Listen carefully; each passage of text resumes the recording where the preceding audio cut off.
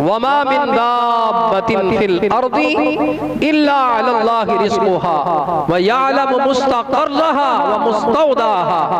फरमाया कि जितने भी जमीन पर चलने वाली मखलूक है उनका रिस्क जो है, मुस्तक़र क्या है, मुस्तौदा क्या है, यानी कहां से देना है, कितना देना है, कहां देना है। फरमाया उसका ठिकाना भी मेरे जिम्मे है, पहुंचाना भी मेरे जिम्मे करम पर है, मैंने रोजी देनी है।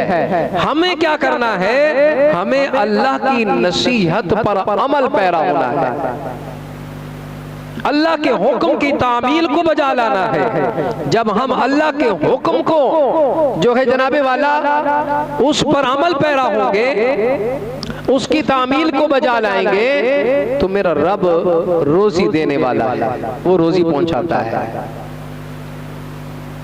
ऐसे ही एक शख्स था, एक बुजुर्ग जो है वो अपने घर तशरीफ लाए, रात का वक्त था, आए तो अपनी अहलिया से पूछा कि बच्चे उनके सो रहे थे, अपनी अहलिया से पूछा कि बच्चों ने नमाज पढ़ी है? तो अहलिया कहने लगी नहीं, नमाज नहीं पढ़ी। तो घर में कुछ था नहीं खाने के लिए, बच्चे जो है भूख से रो रहे थे, मैंने जो है इन्हें बहलाकर सुला दिया है। अब अगर ये उठ गए तो फिर भूख लगेगी इनको और ये खाना मांगेंगे, जबकि घर में तो कुछ पकाने के लिए है नहीं। अल्लाह अकबर।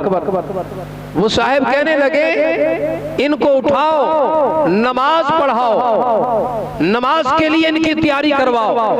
अहलिया कहती है मेरे सर के ताज, अगर ये बच्चे उठ गए तो कुछ है नहीं खाने के लिए, बच्चे फिर रोएंगे, इनको चुप कराना मेरे लिए मुश्किल हो जाएगा, तो इनको सोने दीजिए। अल्लाह अकबर। वो साहब कहते हैं आप इनको उठाएं, मुझे हुक्म ये हुआ है, यानी हमें हुक्म ये मिला है कि अल्लाह की हम नमाज अदा करें, वाक़ीमुस्सलाता, नमाज को कायम करें। नमाज पढ़ने का अल्लाह की जानिब से हुक्म हुआ है और रोजी रिस्क देने वाली जात अल्लाह रब्बुल आलमीन की है।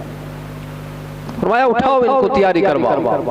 अब जनाबे वाला उनकी अहलिया उनको उठाती है, नमाज के लिए तैयारी करवाती है, बच्चे नमाज पढ़ने लग जाते हैं। अभी नमाज मुकम्मल ही नहीं हुई थी कि इतने में दरवाजे पर दस्तक हुई और वो साहब गए दरवाजे पर। क्या देखते हैं कि एक आलीशान लिबास में खड़ा शख्स जो है अपने हाथ में आलीशान खाने लेकर खड़ा है।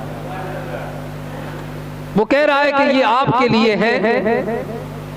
तो वो बुजुर्ग पूछने लगे भाई मियाँ आप कौन हैं, कहाँ से आए हैं, मैं आपको जानता नहीं हूँ और इतने आलीशान खाने लेकर आप मेरे लिए आ गए हैं। तो वो साहब कहने लगे दरअसल बात ये है कि मैंने बड़े बड़े रईसों की दावत की थी, मेहमानी की थी, तो उन्होंने मुझे इतला दी कि हम किसी काम में मसरूफ हैं, लिहाजा हम जो है नहीं आ सकते।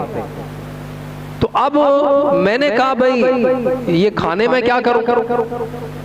तो पता नहीं चला मुझे, कोई ऐसा जो है मुझे गैबी इशारा हुआ, ऐसी कोई ताकत थी कि जिसने मुझे पकड़कर आपके दरवाजे पर खड़ा कर दिया। मैं नहीं जानता कौन लाया मुझे, कहां से लाया, कैसे लाया, मैं नहीं जानता, बस इतना जानता हूं कि मुझे कहा उठाओ खाने और फलां दरवाजे पर पहुंच जाओ। अब वो खाने लेते हैं, खाने ले जाकर अपने बच्चों को खिलाते हैं। तो अब आप देखें कि उन्होंने कहा ना कि हमें जो हुक्म मिला है वाक़ीमुस्सलाता, नमाज को कायम करो। नमाज कायम करना जो है जनाबे वाला हमारी जिम्मेदारी है, इस पर अमल पैरा होना हमारे लिए जरूरी है और रोजी रिस्क का जिम्मा जो है अल्लाह रब्बुल आलमीन के जिम्मे करम पर है। अब उन्होंने नमाज पढ़ी, अल्लाह ने रिस्क पहुंचा दिया। आज हम अल्लाह की जो है नसीहत से रूगिरदानी जितनी करेंगे उतना ही हमारा रिस्क हम पर तंग कर दिया जाएगा।